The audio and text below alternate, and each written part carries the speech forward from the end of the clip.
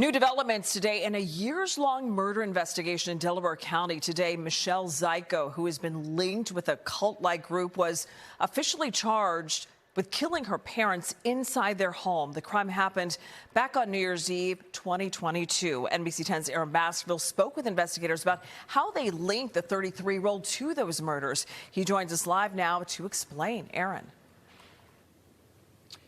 Yeah, Jackie, they outlined a lot of that during a news conference out here earlier this afternoon. I can tell you, like you said, Michelle Zyko is now facing all sorts of charges, including first-degree murder for killing her parents nearly 4 years ago. Investigators say she killed them on her birthday.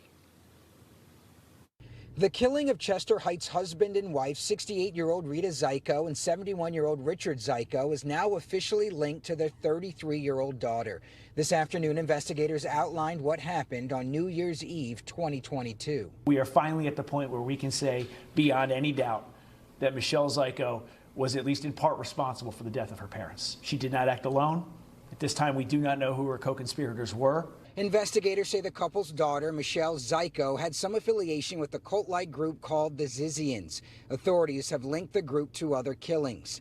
The Delaware County DA says Michelle, who became estranged from the family in early 2022, bought a gun with a similar caliber to the weapon used in her mom and dad's killing. It goes beyond comprehension in certain respects.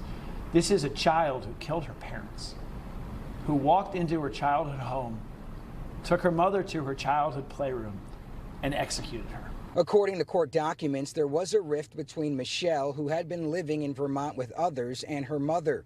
They say Rita texted Michelle on her birthday, the day of the killings, to end the rift. She never returned that text.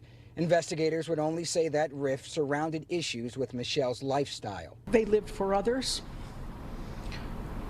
It's like a light's gone out of our life, just to not have them, not to be able to pick the phone up and call. We're told around the time of the funeral, detectives went to interview Michelle at a hotel since she was in town. They say she walked away that day vanishing, leaving behind $40,000 in cash in a car.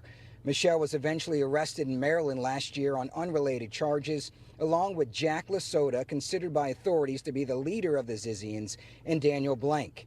Investigators say 2 others were at the parents' house that night with Michelle, but don't have enough evidence right now to say exactly who else was inside that home. I can't wrap my mind around or figure out what led to this point.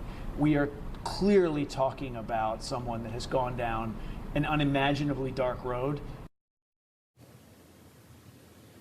Yes, still all sorts of just anguish over these murders 4 years later. I can tell you that Michelle remains in Maryland right now. No word on when she comes back to Pennsylvania. Of course, we tried reaching out to her lawyer, trying to get some more information. We have not heard back yet. For now, we're live in media. Aaron Baskerville, NBC 10 News.